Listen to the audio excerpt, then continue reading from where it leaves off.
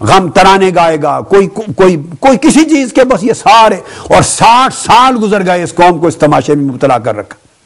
یہ سارا نظام اس انقلاب کا دشمن ہے، اور انقلاب جب تک اس نظام کو آپ ٹکرا کر پاش نہیں کر دیتے اس وقت تک انقلاب کا خواب بھی نہیں دیکھا جا سکتا۔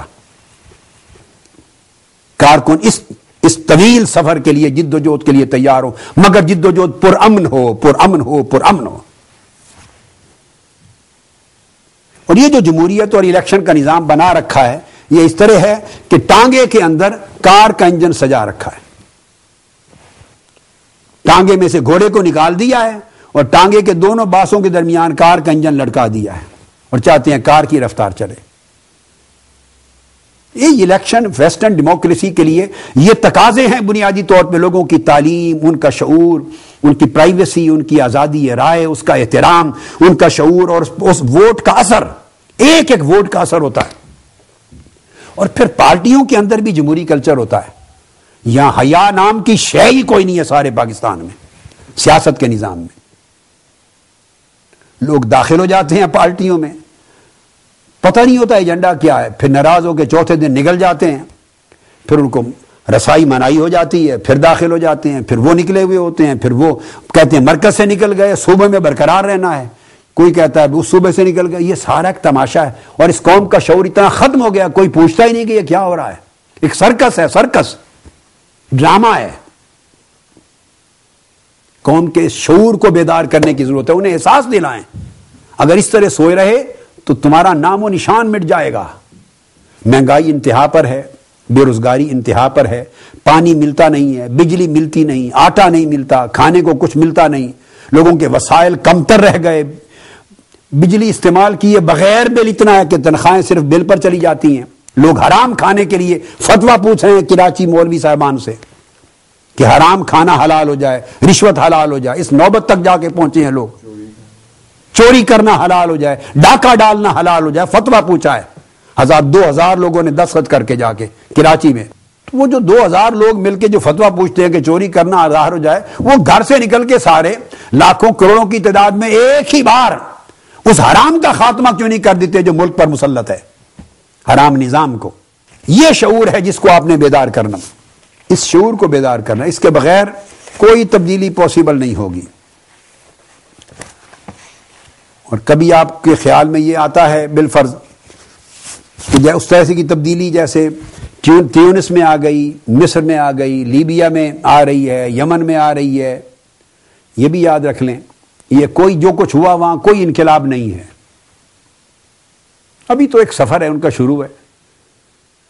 تیونس آپ کے سامنے آگے حالات کیا ہوتے ہیں، بدلتے ہیں حالات کتنے، نہیں بدلتے، حقیقی اقتدار کس کے ہاتھ میں منتقل ہوتا ہے، نظام پہ کیا اثر پڑتا ہے، عوام کو کیا ملتا ہے، اس وقت مستقبل میں فیصلہ ہوگا کہ یہ انقلاب تھا یا ایک تبدیلی تھی جو بعد میں اوروں کے مفادات کے ہاتھ چڑھ گئی۔ مگر ایک بات کارکنان کو سمجھانا چاہتا ہوں، وہاں ذہن میں رکھ لیں، وہاں یہ ڈھونگ نہیں تھا انتخابات کا، پارٹیاں نہیں تھیں۔ پاکستان میں انقلاب کے راستے اس سیاسی نظام نے روک رکھے ہیں۔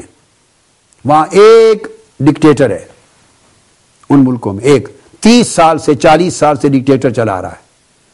ساروں کی بالآخر خود تنگ ہوئے یا انہیں تنگ کرایا گیا، خود اٹھے یا انہیں باہر سے اٹھایا گیا یا اکسایا گیا، یہ ایک الگ تاریخ فیصلہ کرے گی، وقت بتائے گا۔ مگر جب اٹھے سارے تو ساری قوم مجتمع ہو گئی، متحد ہو گئی ایک ڈکٹیٹر کے خلاف۔ کوئی سیاسی پارٹیاں نہیں تھی، چونکہ ڈکٹیٹرشپ تھی، نہ سیاسی پارٹیاں تھیں، نہ 100 لیڈر تھے کہ وہ الگ اپنی اپنے حصے کی بھیڑ بکریاں لے کے ہر لیڈر الگ سڑک پر جلوس نکال لے اور پورا اجتماع اکٹھا نہ ہونے دے، ہر کوئی الگ الگ لے کے چلا جائے، یہ نہیں۔ وہ آپس میں شو آف پاور ہو جاتا ہے وہاں یہ نہیں تھا، اور ساری قوت یکجا نہیں ہونے دیتے، اور ہر کوئی یہاں لینن ہے اور اسٹالن ہے، ہر کوئی ماؤ زے تونگ ہے، ہر کوئی خمینی ہے، یہاں کوئی کسی سے کم نہیں ہے، ہر لیڈر۔ مذہبی جماعتوں کا تو ہر چوتھے محلے کی مسجد کا امام بھی لیڈر ہے، کسی نہ کسی جمعیت کا مقامی سربراہ ہے۔ وہ اپنے اپنے حصے کے لوگ بانٹ کے سارے الگ ہو جاتے ہیں. نتیجتاً یہاں تحفظ مل جاتا ہے, کوئی اس نظام کے خلاف اٹھتا نہیں, چونکہ وہ سارے اس نظام کا حصہ ہوتے ہیں, الیکشن میں شریک ہو جاتے ہیں, سب کے امیدوار کھڑے ہو گئے, سارے لوگ ووٹوں میں پڑ گئے. تو انقلاب کو کسی نے کیا آگ لگانی ہے؟ یہاں انقلاب کا راستہ انتخاب روک دیتا ہے اس کو.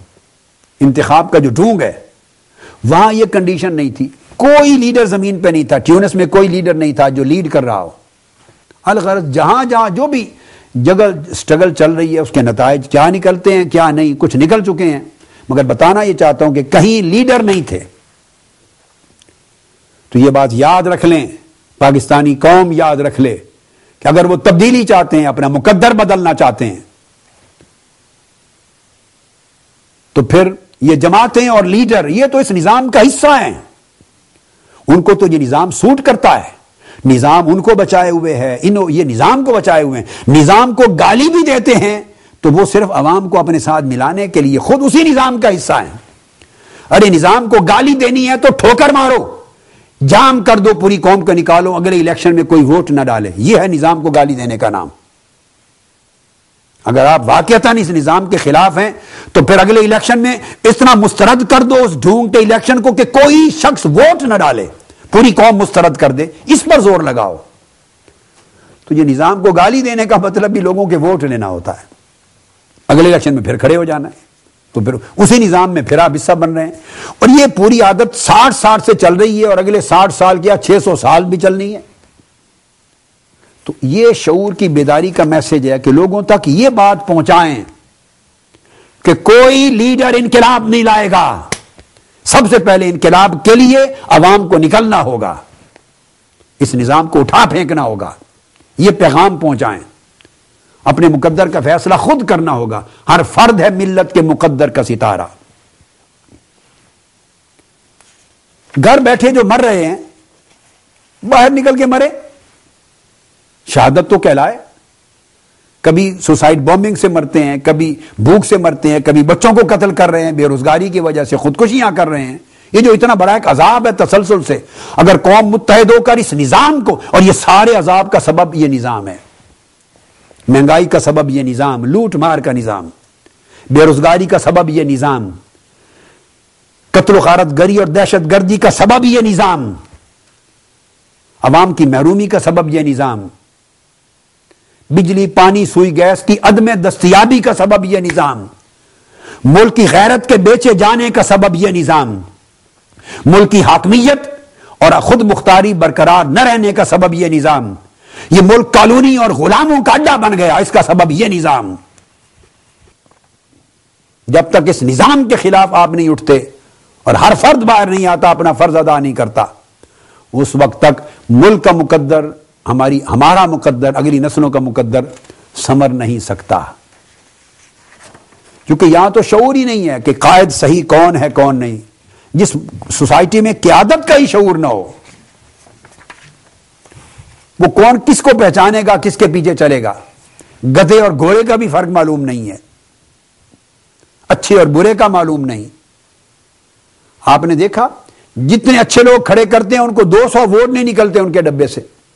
ایک اچھے نیک صالح تعلیم یافتہ با کردار آدمی کو ایم این اے کھڑا کر دیں 200 ووٹ نہیں ملیں گے. اس کے پاس کیمپ لگانے کے پیسے ہی نہیں ہیں. حلال کی کمائی والا کیا کرے گا؟ خود میں الیکشن نہ لڑ سکتا اس 2 حلقوں سے, میں خود. اگر پوری دنیا کی تحریک کے ہمارے کارکنان اپنے جیبوں میں پیسے لے کر حلقے میں آ کے خود نہ محنت کرتے, اسٹرگل نہ کرتے, یہ تحریک منہاج القرآن کے کارکنان نے الیکشن لڑا. اگر میں نے لڑنا ہوتا بحیثیت محمد طاہر القادری تو میں کیا لڑتا الیکشن؟ میں کہاں سے خرچ کرتا؟ میں آپ کو نکتہ سمجھا رہا ہوں. یہ سب پیسے کی جنگ ہے, پھر غنڈہ گردی کی جنگ ہے, پھر دہشت گردی کی جنگ ہے. اور قوم کو قیادت کی پہچان نہیں ہے, شعور ہی نہیں کہ قیادت کا پیمانہ کیا